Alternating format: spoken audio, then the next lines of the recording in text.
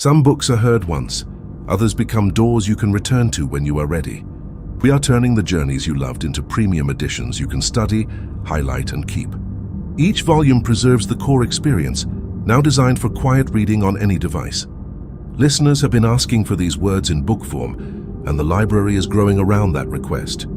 Every edition is available in PDF, EPUB, or both, with instant access through the Path of Knowledge library. If one of these books has been waiting for you, the library is open in the description.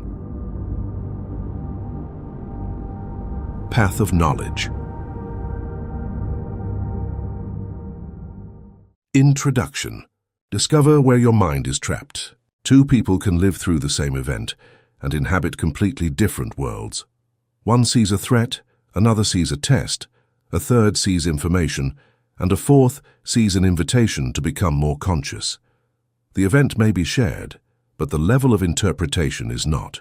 This journey presents 7 practical levels of consciousness, not as permanent ranks or spiritual trophies, but as recognizable states that organize perception and behavior.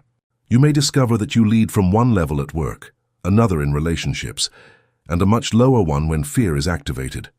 The purpose is not to label yourself. It is to recognize the room you are standing in and locate the door. Opening the hidden architecture of awareness. We live under the illusion that we inhabit a single world, a solid reality shared by all. But the truth is that there are infinite worlds, infinite realities, coexisting in the same space and time.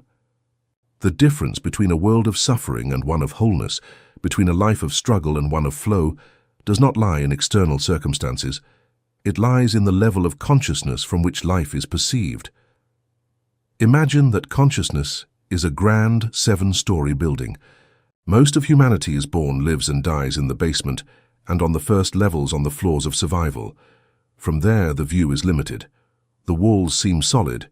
Fear is the air you breathe, and you believe that life is a constant battle against scarcity. From those lower floors, it is impossible to see the landscapes of infinite possibility that are seen from the terraces of the upper levels. You have felt the longing to ascend. You have intuited in your most lucid moments that there must be something more, a higher way of being. That longing is proof that you are ready to receive the hidden map of your own mind. This knowledge has been called forbidden, not because it is evil, but because it gives you back your sovereignty. It reveals that you are not trapped on your current level. It shows you the stairs. This book is that map. Together we will travel through the 7 levels of consciousness, from the dark basement of the victim to the luminous penthouse of the creator. You will not learn to change the world. You will learn to change the floor from which you observe it. And by changing your level of consciousness, the world you observe will have no choice but to change with you. The stairs have always been there waiting. Chapter 1. The first level, victim consciousness. Ascension begins at the lowest point. Before we can climb to the luminous penthouses of power and creation, we must first have the courage to turn on a light in the basement where we have been living. We must know with brutal honesty where we stand. For the great majority of humanity, the starting point, the default level of consciousness is the dark, damp, and often comfortable basement of the building of being. This is the first level, victim consciousness. The fundamental characteristic of this level is an inverted perception of reality. From this basement, life is seen as something that happens to us. We are a passive object, a small boat at the mercy of an ocean of uncontrollable external forces. Other people, the economy, the government, genetics, fate, bad luck. Life is the subject. We are the object. Victim consciousness is not a moral defect. It is a survival strategy. It is the human ego's default program designed to protect us from the immense and often terrifying responsibility of our own power. As long as the cause of our suffering is out there, we are safe from the difficult task of looking inward. Living on this level is to inhabit an invisible prison, a prison whose walls, although made of the ethereal matter of our own thoughts, feel as solid as granite. And this prison is supported by 3 fundamental pillars. The first pillar, the blame game, the projection of power. The first and most solid pillar of victim consciousness is the blame game. The mechanism is simple. The fundamental problem with blame is that it is an act of bleeding power. Every time we blame something or someone external, We are declaring the cause of my experience is outside of me, and if the cause is outside, then the solution must also be. We become prisoners who wait for the jailer whom they hate to be kind enough to open the cell door. We surrender our sovereignty. Complaint is not a simple description of a negative reality. It is a vibrational ritual. It is an affirmation. It is a prayer for lack. Every time we complain, we are using our creative power, the power of the word, to reinforce and solidify the reality we say we don't want. It is a bond based on shared wounds, not on shared strength. At a neurological level, chronic complaining is an act of self-destructive neuroplasticity. Every time we complain, we reinforce the neural circuits of pessimism and powerlessness. We literally build a brain that is an expert at detecting problems, finding faults and ignoring solutions. We become Olympic athletes of negativity. Apathy is the natural consequence of believing that power is outside of you. If you believe you have no control, the most logical response is to do nothing. This often manifests as depression, a lack of vital energy, the feeling of living a life in black and white. Resentment is the other side of the coin.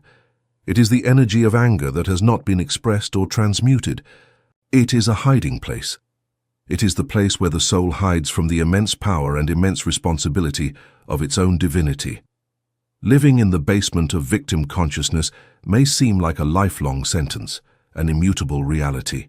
The walls of blame and complaint seem solid as granite. But even in the darkest cell, sometimes a ray of light filters through a crack. It is not a tragedy. It is an act of grace. It is the soul shouting with a thunderous clarity, "There has to be another way." The moment that question arises, the first crack in the prison wall has appeared. It is not control. It does not mean that you have control over all the events in the universe. You do not control the weather, the economy, or other people's decisions. Radical responsibility in its essence is the recognition of your ability to respond. It is the act of reclaiming your sovereign power to choose your response, your perception, and your meaning in the face of any circumstance that life presents to you. Taking radical responsibility is the act of ceasing to be the effect and starting to be the cause. It is the moment you stop being the pawn on the chessboard and you realize that you are the player, the workshop of the freed prisoner. The initiate who decides to leave the basement does not wait for the jailer to open the door. He begins to forge his own key. The moment you identify your contribution, you have found the lever. You have found the only point in the entire system over which you have 100% control, yourself. The second practice of the initiate is a vigilance of his own language. He commits to a fast from blame and complaint. Every time the old victim's voice arises in his mind or his mouth, he observes it without judgment. The old programming will call to you with its siren song of comfort and non-responsibility. Your friends in the basement may feel betrayed by your decision to seek the light, but once you have seen the light through the crack in the wall, you cannot go back to total darkness. Once you have tasted the intoxicating sensation of your own power, the tasteless food of blame can no longer satisfy you. Chapter 2. Level 1. Survival. The second level, the consciousness of struggle. It is crucial to understand that this level is not a mistake. It is a necessary and monumental evolution. It is the first great awakening. At this level, the fundamental perception of reality is reversed. Life ceases to be something that happens to you and becomes something you can make happen. You stop being the effect and become the cause. You stop being the victim and put on the warrior's armor. The warrior archetype is the soul of this level of consciousness. It is a stage of immense power and great achievements in the external world. It is the level from which empires are built, Olympic medals are won, and the peaks of corporations are reached. Goals are no longer impossible dreams, but territories to be conquered. This new perception is incredibly empowering. The powerlessness of the victim is replaced by a sense of control. The warrior knows that through discipline and effort, he can impose his will on matter and shape his destiny. The main tool, willpower. He learns to make the sales call even if he feels the fear of rejection. He learns to say no to instant gratification so he can say yes to his long-term goals. The warrior's life is a testament to the power of self-discipline. It is the demonstration that the conscious mind can, through sustained effort, take control of the automatic reactions of the body and emotions. The emotional climate ambition, and frustration. We should not underestimate the achievements of this consciousness. It is the level of the hero in our culture. People who operate from this state are often the pillars of society. They are the entrepreneurs who create jobs, the athletes who inspire us, the leaders who build nations. They learn to master the material world. And yet, despite all his achievements, despite his immense power, the consciousness of struggle is not the final destination. It is a stage, not the goal. Because this level, although it may seem like a palace from below, is in reality a prison, a golden prison perhaps, but a prison nonetheless. The shadow of the warrior, his fundamental limitation is that his worldview remains dualistic. He still lives in a universe of me against the world. He lives in a state of constant pressure to prove his worth. His mode of operation is struggle. He believes that the only way to create is through effort, tension, and control. He does not know the power of surrender, of collaboration with the universe, of effortless flow. His life is a perpetual war, and a war, no matter how glorious, is always exhausting, an energetic, biological, and spiritual cost. Living in the consciousness of struggle is living in a state of chronic activation of the sympathetic nervous system. It is the fight-or-flight mode turned into a lifestyle. This state, designed by nature for short bursts of survival, when it becomes the norm, begins to devour the body and soul from within. The physical cost, chronic exhaustion, or burnout is the sacred disease of the warrior. But often he loses the war, the emotional cost. To be able to endure the harshness of the battlefield, the warrior often builds an emotional armor. He disconnects from his vulnerability, his tenderness, his capacity to feel deeply. He becomes efficient but dry. His heart, though strong, is closed. It is in this moment of existential crisis, in this empty victory, that the warrior is presented with a new choice. He can redouble his efforts, look for an even higher mountain to conquer, believing that the next victory will finally give him peace. This is the path of endless suffering. Or he can do something much braver than any battle he has ever fought. He can lay down his arms. It is the recognition that brute force has a limit and that a superior power exists in intelligence and alignment. The initiate who is ready to transcend the second level does not need to learn a new doing technique. He needs to learn the art of seeing in a different way. His practice becomes contemplative. The wise warrior begins by performing an audit of the struggle. Once the struggle is identified, the wise warrior does not surrender the path of the victim, nor does he redouble his effort, his own default path. He looks for a third way. He begins to ask himself questions from a higher level of consciousness. Instead of "how can I defeat this obstacle?" he asks, "What if this obstacle is not an enemy to defeat but a door that invites me to find a smarter path, a path I had not seen?" Instead of "how can I force myself to be more disciplined?" he asks, "What if the solution is not in doing more, but in being in a different way?" But it is not the home. It is the training ground. The final awakening of the warrior occurs at the moment he realizes that the true victory is not the one won over the world. It is the one won over the need to struggle itself. It is the discovery that the greatest power is not the ability to impose one's will, but the wisdom to align it with the will of the universe. Chapter 3. The third level achiever consciousness. This is the level of consciousness that our modern civilization idolizes. It is the pinnacle of success as defined by the world. If the victim is the pawn and the warrior is the rook, the achiever is the master player who moves all the pieces on the board. The leap from the second to the third level is a leap from force to intelligence, from reaction to deliberate creation. Consciousness stops seeing the world as a battlefield to be conquered by force and begins to see it as a system that can be understood, managed, and optimized to produce specific results. Like a heat-seeking missile, it needs a clear target to be able to mobilize its immense resources. Without a target, energy is dispersed. With a clear target, energy is concentrated into a laser beam. At this level, people learn the art and science of setting goals. They learn to be specific, to measure their progress, to set deadlines, optimizing doing. If the goal is the destination, the vehicle to get there is productivity. The achiever is a master of time and energy management. He understands that these are his most valuable resources and becomes obsessed with optimizing their use. This is the world of self-help books on efficiency. The achiever learns to prioritize using principles like the Eisenhower matrix or the Pareto principle to eliminate distractions, to create systems, and to leverage his effort. The worth of the self is measured by the success of the doing. The achiever has overcome the powerlessness of the victim and the reactivity of the warrior, but he continues to operate from a fundamental wound, the belief that he is not enough on his own. His tireless pursuit of achievement is deep down a search for validation. Every goal achieved, every trophy won, every number added to his bank account is an attempt to silence the inner voice of inadequacy. They have built a magnificent palace on the 3rd floor, far from the dark basement of the victim, the shadow of the achiever, the golden cage. And yet, despite all the external brilliance, the 3rd level is not the final destination. Because the palace that the achiever has built is in reality a golden cage. It is a prison so comfortable, so beautifully decorated and so admired by others that its inhabitant often doesn't realize he is a prisoner. The shadow of achiever consciousness is subtle, but deeply corrosive. It is always on the next summit. The 2nd bar of the cage is the fear of stillness. The achiever is an action addict. His doer identity depends on being in constant motion.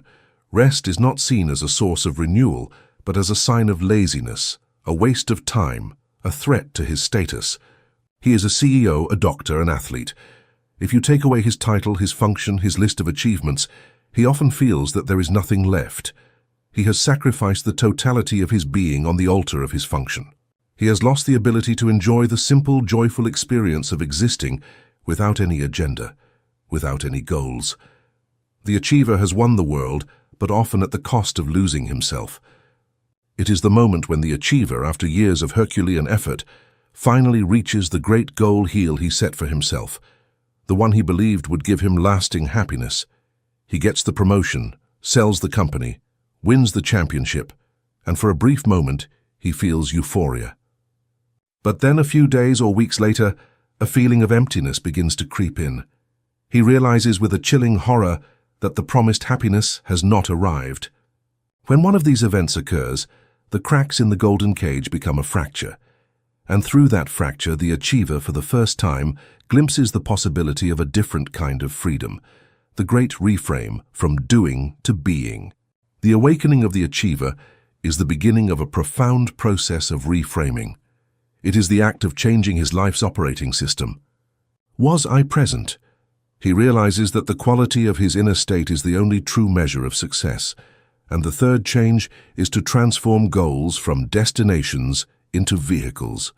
Goals are no longer the place where happiness resides. They become vehicles for the growth and expression of the self. The goal is no longer to sell the company for 10 million. He needs practices of inner reorientation. His main practice is the why audit. He takes his list of goals and for each one asks himself the alchemical question, what is the true motivation behind this goal? Am I pursuing this to prove my worth to others, to fill an inner void? Or am I pursuing this because it is an authentic expression of my soul, because the process itself fills me with joy? The final awakening of the achiever occurs at the moment he lets go of the need for external validation and realizes that the only approval that truly matters is his own. It is the moment when his ambition is transmuted into aspiration. He no longer seeks achievements to feel whole. He seeks to express the wholeness he has discovered within himself. Chapter 4. The 4th level. The consciousness of intention. The achiever, standing on the summit of his mountain of achievements, contemplates the emptiness of his victory. He has won the world's game, but feels he has lost the connection to his own soul. In that sacred crisis, in that divine dissatisfaction, he makes the most important pivot of all.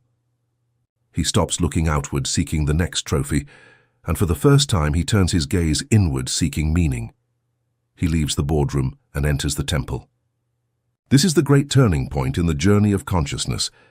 It is the crossing of the equator, the passage from the hemisphere of survival to the hemisphere of conscious creation. It is the moment we stop being an ego that tries to conquer the world and start being a soul that seeks to express itself in it. Welcome to the 4th level, the consciousness of intention. This level represents a paradigm shift so fundamental that it is, in essence, a second birth. It is the moment the red pill is taken. It is the awakening to the truth that the lower levels could only intuit it, that our inner world is not just a factor in our life, it is the cause of our life. In the first 3 levels, although the individual's power grows from the powerlessness of the victim to the strength of the warrior and the strategy of the achiever, the fundamental premise remains the same. We live in an external world that is solid and real, and our job is to react to it, fight against it, or manipulate it as effectively as possible. At the 4th level, this premise crumbles. The revelation of the law of reflection occurs. The recognition that the external world is a mirror, a projection of our inner state. And with this revelation, the game changes completely. It is no longer about getting things from the world. An intention is, I choose to be a channel of abundance and value, and to live in a state of financial freedom. A goal is, I want to find a partner. An intention is, I choose to be an embodiment of self-love and wholeness, and to attract a relationship that is a reflection of that inner harmony. Do you see the difference? The goal is conditional and in the future. An intention must be crystal clear. The universe does not respond to vague signals. An intention like I want to be happy is useless because it does not define what happiness is for you. The initiate at the 4th level takes the time in the stillness of contemplation to distill the longing of his soul into a clear and concise declaration through writing, through meditation. He asks himself, what quality of being, if I fully embodied it, would transform my life experience? The initiate examines his intention and asks himself, why do I want this? And he keeps asking until he arrives at the highest root emotion. I want to build this business, to have financial freedom. Why do I want financial freedom? To not have to worry about money. This is the quantum leap that differentiates the achiever from the creator. The achiever, 3rd level, obsesses over the how.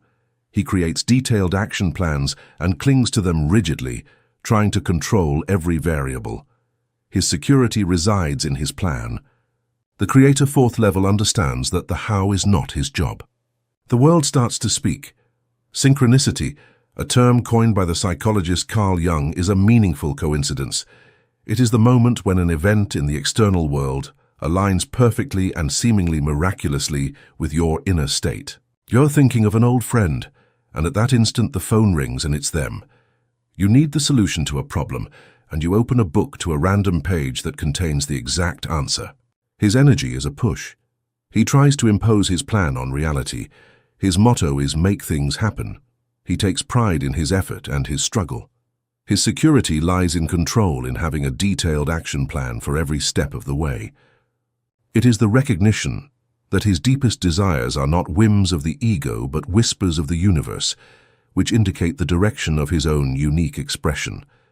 The creator's practice does not focus on effort, but on the purification of his intention. The doer is driven by the need to prove his worth. His achievements are an attempt to fill an inner void. The creator is driven by the longing to express his worth. He asks the creator's question, who do I choose to be? The answer is not a role but a quality. I choose to be an embodiment of peace. My intention is to be a channel of creativity. I choose to see the perfection in every person I meet, to be able to enjoy my life and my family more. Why do I want to enjoy? Because it is a feeling of joy and peace. The master has found the gold. The true intention was not the money. The consciousness of intention is the great portal. It is the moment you stop being a robot programmed by the past or a slave to the goals of the future. It is the moment you reclaim your power in the only place it exists, the. Chapter 5, Level 4, Reflection. The 5th level, the consciousness of flow. To understand the profound transformation this level represents, let's imagine life as a great and powerful river. This river is the current of universal intelligence, the flow of life that moves with an immutable purpose toward the ocean of wholeness. On the 1st level, the victim is drowning in the river. He feels dragged by currents he doesn't understand, battered against the rocks of chance. His experience is one of terror and helplessness. He spends an immense amount of fuel, and although he reaches many destinations, he rarely feels the true peace of the river. On the 4th level, that of intention, The traveler finally turns off the motor. He has set his destination and now looks at the river with a new respect, beginning to trust its current. On the fifth level, the traveler does something radical. He lets go of the oars. It is the highest form of action. The Taoist principle of Wu Wei, often translated as effortless action or active non-action. What does this mean? It means you stop being the source of action and become the channel of action. It is not passivity. It is the humility of recognizing that we are part of an immensely greater intelligence, and that by aligning with its flow, we access a power and a wisdom that our small, logical mind could never conceive. It is the end of resistance. All human suffering, without exception, is born from resistance to what is. When we resist the present moment, when we argue with reality, we create friction, a tension that manifests as stress, anxiety, and pain. The master of flow does not resist the present moment. It is the experience of the athlete in the zone of the artist, who channels a masterpiece of the programmer, who solves a complex problem in a state of joyful concentration. At the fifth level of consciousness, flow ceases to be an exceptional experience that happens by accident during a specific activity. It becomes the fundamental quality of life itself. You live in a state of serene confidence.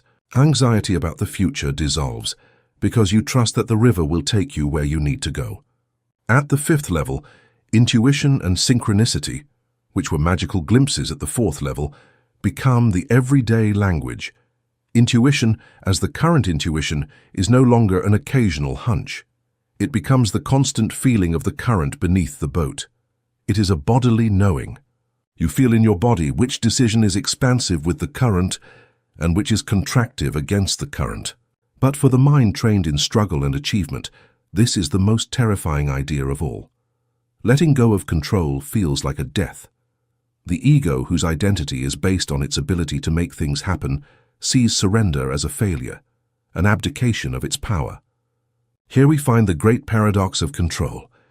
The initiate at the fifth level discovers that the attempt to control life is what makes him lose all control. It is born from the humility of admitting that our small logical mind cannot grasp the immense complexity of cosmic orchestration. True power is not forcing the river to follow our path. True power is becoming such a master navigator that we can use the river's own force to carry us to our destination, often by much more beautiful and efficient routes than we had planned. It is a shift from a power over life paradigm to a power with life paradigm. The workshop of the River Master integrated practices.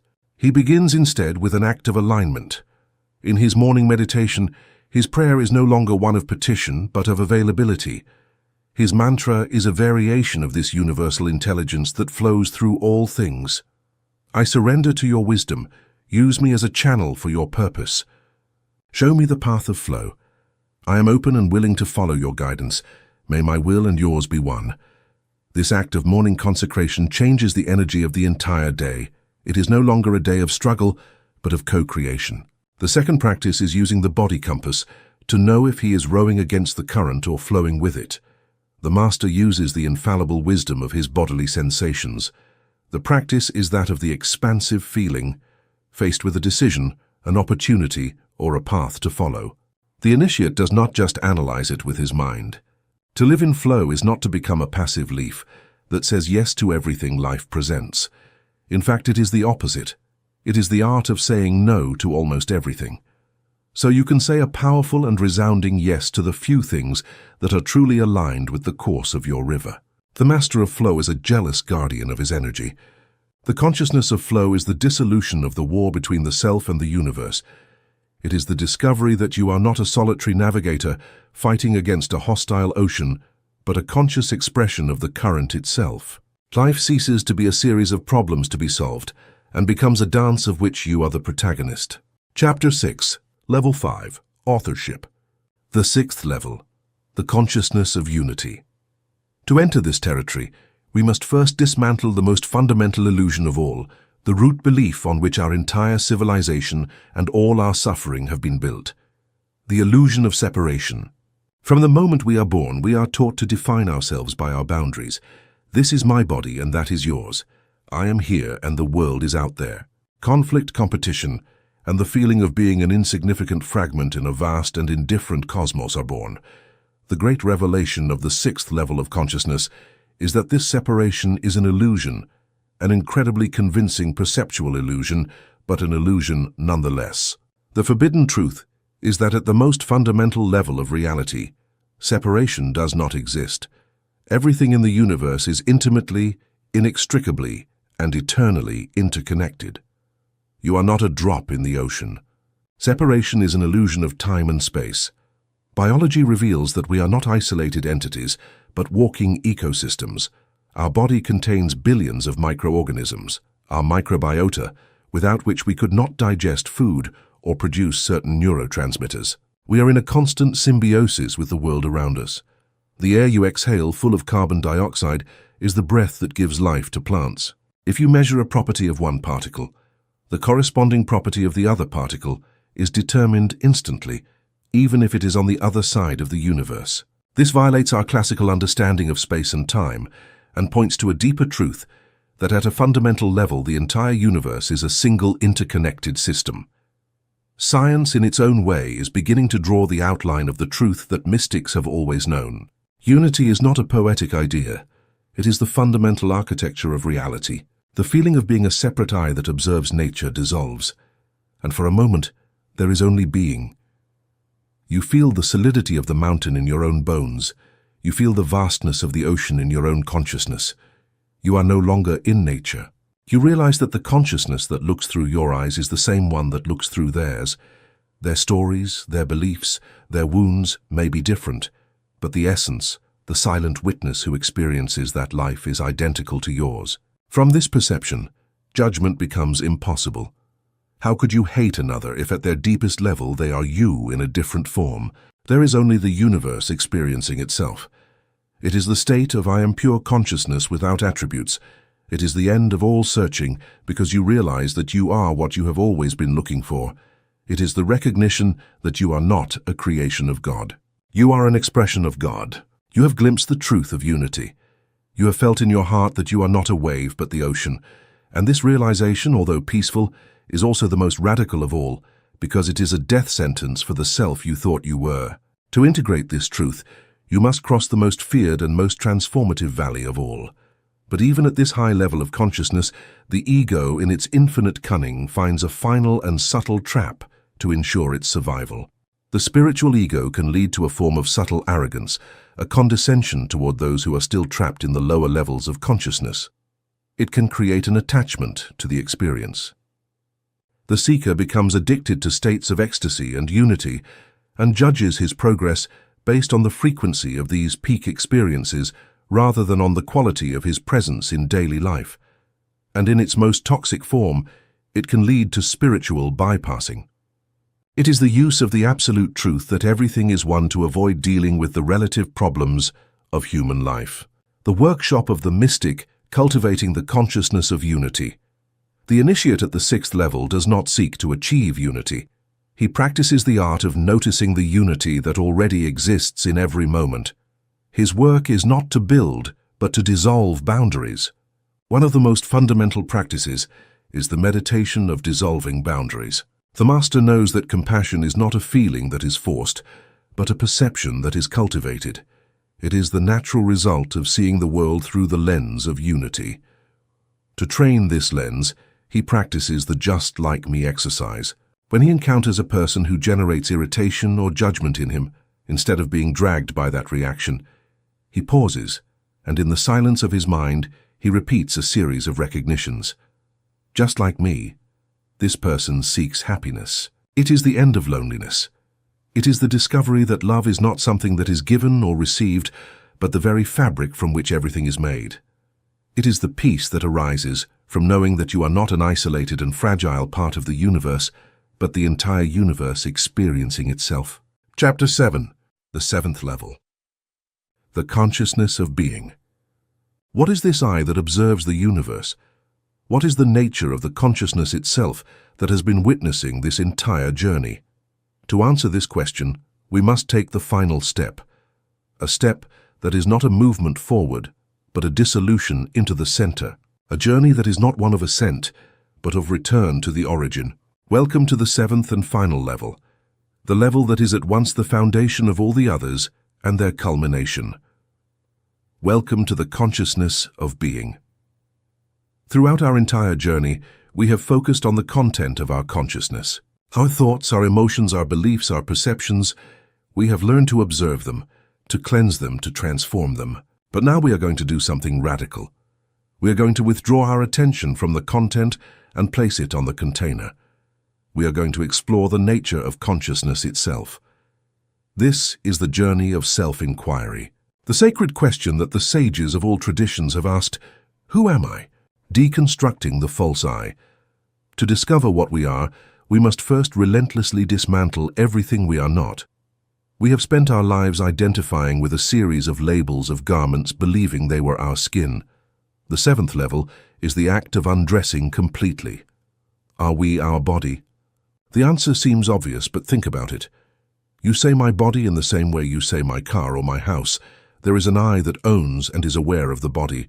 The body is constantly changing. It ages, gets sick, heals. But the consciousness that observes it, the I that experiences it, remains constant. Therefore, we cannot be the body. We are the consciousness that inhabits and is aware of the body. Are we our thoughts? This is the most common identification. We believe we are the voice in our head. But if you can observe your thoughts, if you can witness how they arise and disappear, then logically you cannot be them. The observer is always distinct from the observed. Thoughts are clouds crossing the sky of your mind. You are not the clouds. You are the sky. Are we our emotions? We say I am angry or I am happy, fusing our identity with the emotion of the moment, but emotion is a fleeting wave of energy. You are the space in which the weather occurs. Are we our roles and our story? We identify with our roles. I am a mother. I am an engineer. It is the silence from which all music is born. What remains when you strip away all the labels is pure consciousness, the simple, silent, and luminous feeling of being. It is the presence of the I am before you add anything to it. Not I am this or I am that. The consciousness that looked through your 5-year-old eyes, amazed by the world, is the exact same consciousness that is looking through your eyes now, reading these words. It is the only constant in your life. It is the immutable screen on which the changing movie of your existence is projected. Its nature is peace. The inherent nature of pure consciousness, when it is not identified with the drama of thoughts and emotions, is a deep and unshakable peace. This pure consciousness, this I am, is not a simple passive witness. It is the very substance of reality. It is the universal mind we spoke of in the first chapter. It is the quantum field of infinite potentiality. It is the light of the projector. The dissolution of problems. A problem in its essence is not a situation. It is a story that the mind tells about a situation, a story charged with resistance and judgment. From the perspective of the silent witness of pure consciousness, problems do not exist. I love you if you make me happy. It is a love that comes from lack. When you recognize yourself as the consciousness that also animates the other, love ceases to be an emotion you give or receive. It becomes your natural state. Love is revealed as the recognition of unity. With each exhalation, the syllable am, not I am this or I am that. He allows his attention to rest in this simple, pure and naked feeling of existing. The consciousness that is present before any label, before any story. This I am is his true home. It is the fastest tool for remembering. Finally, the master's practice is not a technique, but a state of being. It is the art of living as the silent witness. The initiate performs his daily tasks, participates in conversations, experiences joys and sorrows, but a part of his consciousness always remains anchored in the silent background, in the space of the I am.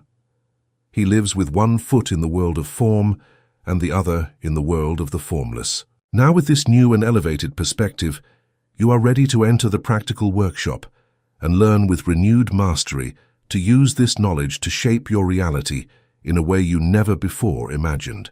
Chapter 8. Level 7, Presence. The Conscious Creators Workshop. Now with the wisdom of the 7th level as your foundation, We descend once again from the summit of contemplation and open the doors of the workshop. It is time to move from revelation to realization, from theory to practice. Welcome to the Conscious Creators Workshop. In the lower levels of consciousness, life is a reaction. We react to circumstances, to emotions, to the automatic thoughts that arise from our programming. In the higher levels, life becomes a creation.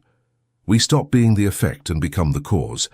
This workshop and the ones that follow are your practical training to live as a conscious cause. We are no longer going to explore what the laws are, but how to apply them in an integrated and powerful way to shape the symphony of your life.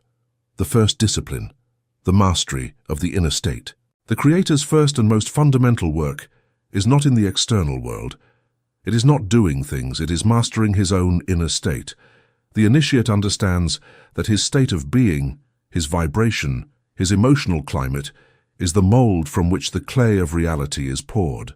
If the inner mold is one of anxiety and scarcity, the reality that solidifies on the outside can only have that same shape. If the mold is one of peace and abundance, reality will reflect that quality.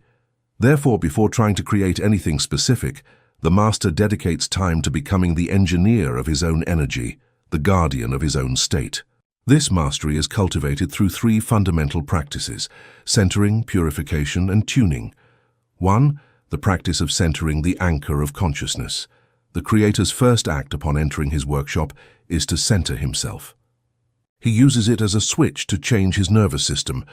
He knows that inhalation is linked to the sympathetic system, the fight or flight system, that of action, and he knows that exhalation is linked to the parasympathetic system, the rest and digest system, that of calm and receptivity. One of the most powerful practices is the physiological sigh. The initiate to calm an agitated mind first inhales deeply through the nose. He remembers over and over again that he is not the clouds but the sky. This practice of de-identification is the foundation of all mental freedom, the practice of purification, emotional alchemy. Once the space has been calmed, the Creator cleans his workshop. He examines the emotional climate of his being. The second step is the most radical. He does not fight the emotion. He gives it permission to be there. He lets go of all resistance. I investigate with a gentle curiosity. Finally, the master offers himself a dose of compassion. He places a hand on his heart and says inwardly, "This is painful. It's okay to feel this." This self-compassion is the solvent that dissolves the energy of the emotion. Through this practice, the Creator ceases to be a victim of his emotions and becomes their alchemist, transforming the energy of the lead of suffering into the gold of consciousness. Through the practice of tuning into abundance with a calmed mind and a purified heart. This exercise of total immersion floods his nervous system with the chemistry of well-being and tunes his electromagnetic field to the frequency of reception. The Creator has prepared his workshop. His mind is calm. His heart is pure. His vibration is tuned. You are operating from the 7th level, from the consciousness of being, the point of stillness from which all creation is born. From this place of power, we are going to learn the techniques of direction. We are going to learn to take the pure energy of consciousness and give it a specific shape and direction to project it into the mirror of the world so that it manifests. This is the heart of conscious creation, and it is based on two great arts, the art of the decree and the art of visualization. The master understands that a decree is not just a phrase but an identity, and to install that identity, he uses the most intimate ritual mirror work. He stands in front of his own reflection, but he does not see a mask. He looks deeply into his own eyes, into the windows of his soul, and from that place of connection, he pronounces his decree aloud. The conscious creator is a film director of his inner world, and his method is precise. He knows that he should not visualize the struggle, the process. He travels in time. He sits in the stillness of his workshop and transports himself to the moment after his wish has been fulfilled. He chooses a short scene, a final frame that implies success. He smells the new paint. He sees the light entering through the window of his new living room. It is a multi-sensory immersion, and most importantly, He bathes in the emotion of the scene. He feels the relief. Chapter 8. Chapter 8. And finally, he dedicates a few minutes to visualizing his day unfolding in perfect harmony with that intention, feeling the emotion of success. Chapter 9. Why we move backward under pressure. He has dedicated 15 minutes, and he has done the most important work of his day. He has established the cause. The rest of the day becomes the unfolding of the effect. The Conscious Creator's Workshop is not a physical place. It is a state of being. It is the daily and deliberate practice of aligning your inner world, your thoughts, your beliefs, your emotions, so that your outer world has no choice but to reflect your mastery. Chapter 9. The Lighthouse Effect. The moment you turn on your inner light, the instant you raise your own frequency, you stop being an island. You become, whether you know it or not, a lighthouse. Your being becomes a signal, a silent but immensely powerful influence in the fabric of reality. Welcome to the 9th level, which is really the external manifestation of the 7th, the consciousness of the lighthouse effect, the domino effect of consciousness. In the lower levels, we live under the illusion of separation. We believe that our consciousness, our thoughts, and our emotions are contained within our skull. But metaphysics and quantum physics reveal a deeper truth. We live in a unified and interconnected field of consciousness. We are not separate. We are waves in the same ocean. This means that our inner state is not a private matter. Every thought we have, every emotion we feel, every vibration we emit is like a stone thrown into a pond. It creates ripples that expand and influence the entire pond. Your state of being is at this very instant subtly affecting the people, places, and situations around you. Science has begun to measure this phenomenon. He realizes that he is changing the world every instant with the quality of his own presence, and this bestows upon him a new and sacred responsibility.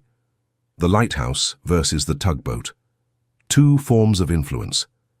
When we awaken to our power, our first impulse, often born of the ego, is to try to help others. And almost always it produces the opposite effect.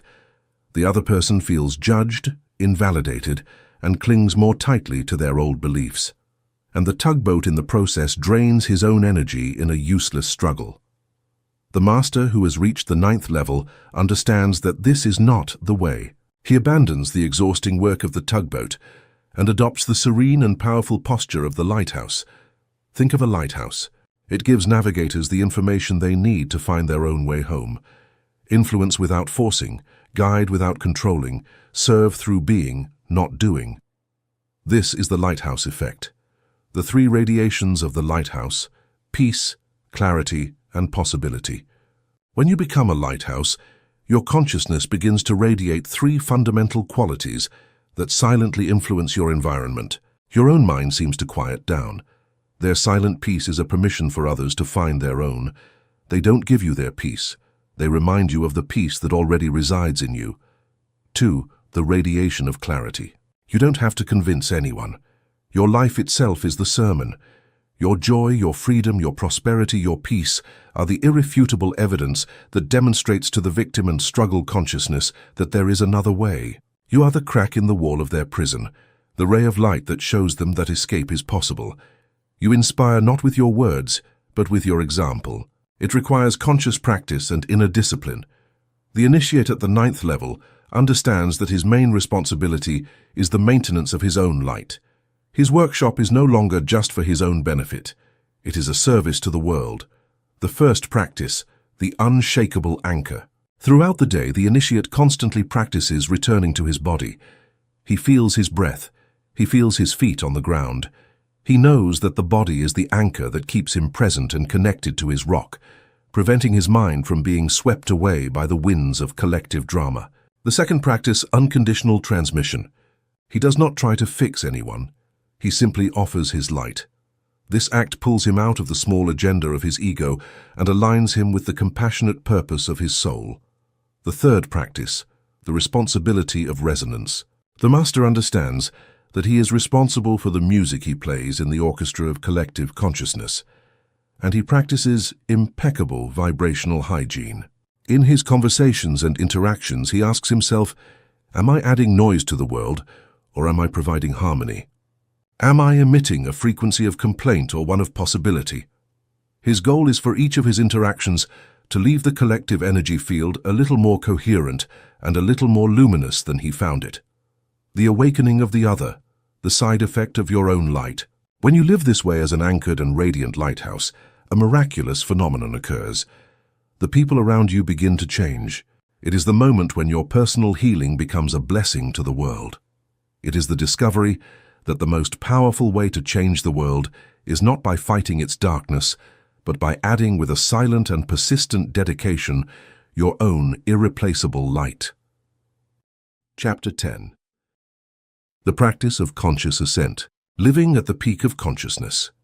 The journey through the 7 levels is not a ladder you climb and then discard the lower rungs. It is a process of integration, like a symphony that builds layer upon layer of complexity and beauty. The person who has reached the peak has not eliminated the warrior or the achiever he once was. He has integrated their wisdom and transmuted their energy. To live at the peak of consciousness is to live as a complete human being. Living from this place is not a mystical experience removed from the world. On the contrary, it is the most practical, most effective, and most joyful way to live a human life. This state of mastery is manifested through 3 jewels, 3 fundamental qualities that permeate every aspect of your existence. The first jewel, effortless action. This does not mean laziness or passivity. In fact, you often achieve much more. It means that your actions no longer arise from your ego's anxious planning, but emerge spontaneously and perfectly appropriate from the intelligence of the present moment. You stop being the rower who struggles against the current, and you become the current itself. In a conversation, you stop planning your next sentence, and instead you listen so deeply that the perfect response simply arises from within you. It is a fleeting visitor that only appears when external circumstances are favorable. We feel peace if we have enough money, if our relationships are harmonious, if our health is good. It is a fragile peace, always at the mercy of the next challenge. From the peak of consciousness, you discover a peace of a completely different nature. It is an unconditional peace. You are no longer afraid of emotional pain, because you know that pain cannot harm your true self. This frees you to love with a vulnerability and depth that were previously impossible. It allows you to be present with the suffering of others, without being swept away by it, turning you into a true lighthouse of compassion. It allows you to face life's greatest challenges, not from a place of contraction and fear, but from a center of calm and expansive power. The third jewel, the game with purpose, liar. You know it's a game. When the game presents you with a victory, you celebrate it with genuine joy, but you do not cling to it. When it presents you with a defeat, you feel the emotion of loss, but you do not suffer because you know it is just a move on the great board. This perspective frees you from the greatest weight of all, the tyranny of personal importance. It gives you the freedom to be audacious, to be creative, to experiment, to fail with a smile, and to try again. The workshop of the integrated self, the practice of non-practice. Reaching the peak of consciousness does not mean that the work is over. It means that the work becomes infinitely more subtle. The initiate at the 7th level no longer clings to techniques like a castaway to a plank. The techniques were the scaffolding needed to build the building of his new consciousness. This constant connection to inner silence is what allows him to move through the world of noise without being swept away by it. The initiate's integrated practice is constant anchoring. In the middle of a business meeting, he feels the energy in the room, but he also feels the calm in his own chest. As he walks through a bustling city, he observes the external chaos, but he is also aware of the silent space of his own presence. In a difficult conversation, he listens to the other's words, but he also listens to the silence beneath them. It may ask him to leave a secure but soulless job, or to initiate a vulnerable conversation that his ego fears. But the master has learned through experience that the path of alignment, though sometimes the most difficult in the short term, is always the path of least resistance in the long term. It is the path that the river of life wants to take through him, and he has learned to trust that current. The third pillar, service as an overflow.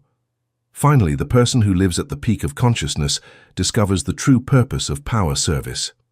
For the friend, service is simply listening, offering the space of their non-judgmental presence so that the other can find themselves. The master knows that the form of his service is irrelevant. The only thing that matters is the source from which it emanates. A heart so full that it cannot help but give. Living at the peak of consciousness is not reaching a static state of human perfection. And finally, we returned home to the silence of being on the 7th level. But the final revelation, the truly forbidden knowledge, is this. The goal was never to reach the top floor. The secret is that all the levels of consciousness exist within us. Mastery is not about living permanently in the penthouse, but about learning to visit any floor at will, consciously choosing the level from which to operate at any given moment.